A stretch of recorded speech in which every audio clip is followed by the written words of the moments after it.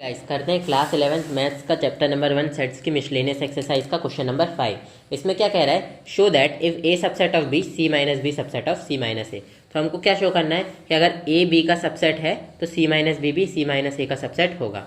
तो इसको आप देखिए गाइस, इस क्वेश्चन को सॉल्व करने से पहले आपको एक कॉन्सेप्ट समझना होगा कि अगर कोई भी सेट है ए वो बी का सबसेट है और कोई भी सेट है बी वो ए का सबसेट है, तो इन दोनों बातों से हम ये कह सकते हैं कि b इक्वल्स टू ए होगा। ऐसा मैंने क्यों कहा, क्योंकि देखो a b का सबसेट है यानी कि a के सभी एलिमेंट b में आ गए, b a का सबसेट है यानी कि b के सभी एलिमेंट a में आ गए, तो दोनों बराबर ही तो हो गए। जैसे एक a सेट के कोई भी एलिमेंट हो, मान लो a सेट है, इसमें कोई भी एलिमेंट हो, मान लो b सेट है, इसमें कोई भी हो। अब a b का सबसेट है यानी कि a के सभी एलिमेंट b में है, तो a के सभी एलिमेंट b में आ गए। अब b a का भी सबसेट है यानी कि b के सभी एलिमेंट a में आ गए। तो अब देखो a के सभी एलिमेंट तो b में चले गए यानी कि b के अंदर a के सभी एलिमेंट है, इसमें कोई दोहराए नहीं है। अब b के सभी एलिमेंट a में आ गए तो b के अंदर जो एलिमेंट है वो भी a में आ जाएंगे। तो अगर मान लो b में अगर a के एलिमेंट्स के अलावा कोई एक्स्ट्रा एलिमेंट भी होगा तो वो भी a में आ जाएगा। तो इस तरीके से ये a और b सेट इक्वल आ जाएंगे, बराबर आ जाएंगे। आई होप आप लोग इस चीज़ को समझ पा रहे होंगे। तो ये कॉन्सेप्ट मैंने पिछले वीडियोस में भी शायद समझा रखा है, अभी भी मैंने इस चीज़ को आप लोगों को समझा दिया। तो हमको ये कॉन्सेप्ट की ज़रूरत क्या बोलते हैं, इस क्वेश्चन में हो सकता है ना पढ़े, मैं भूल गया शायद ये कॉन्सेप्ट अगले क्वेश्चंस के लिए फिर भी आपके लिए काम आ जाएगा। ठीक है, मैं फिर से बता दूंगा, चलिए अगले क्वेश्चंस में फिर भी मैंने आपको बता दिया, आपको फ़ायदा ही होगा।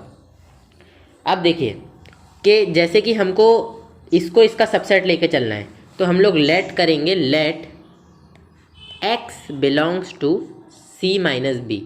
अब ये x क्या है, जो c माइनस बी है ना वो कोई सेट होगा, इस सेट के अंदर कोई भी एलिमेंट होंगे, उन सभी एलिमेंट को मैंने x से डिनोट कर दिया, तो वो सभी एलिमेंट c माइनस बी के अंदर होंगे। तो अब इसका क्या मतलब है, देखिए guys, c minus B c minus B क्या होता है, ऐसे एलिमेंट्स का सेट जो c में तो है लेकिन b में नहीं है। तो अगर ये चीज़ है तो इसका मतलब क्या है कि ये जो c माइनस बी के एलिमेंट है ये c में तो हैं लेकिन ये एलिमेंट्स b में नहीं हैं। तो ये एलिमेंट्स c में तो हैं लेकिन b में नहीं है, तो c में तो बिलोंग करेंगे लेकिन b में बिलोंग नहीं करेंगे। ठीक है, अब देखिए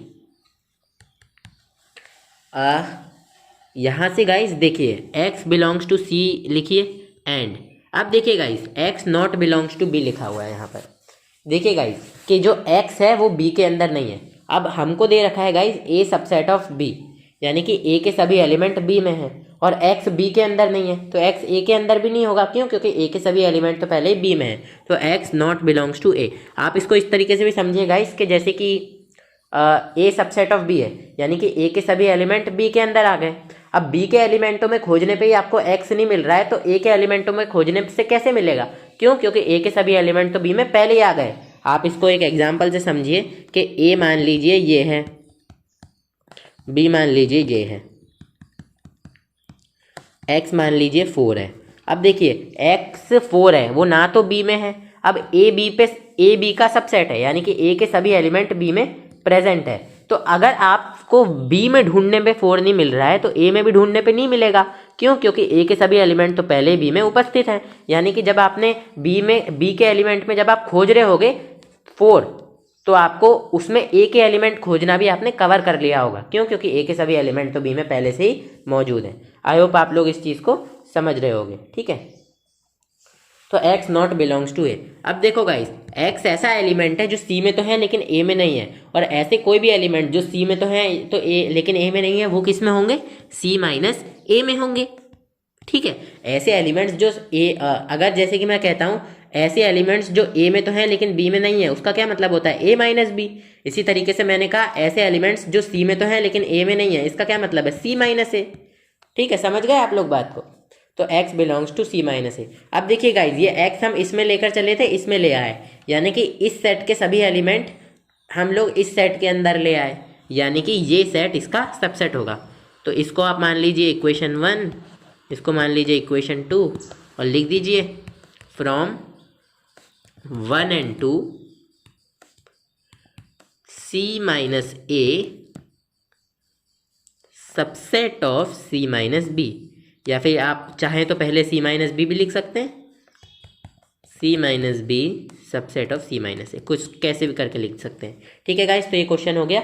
अब अगले वीडियो में हम लोग करेंगे अगला क्वेश्चन।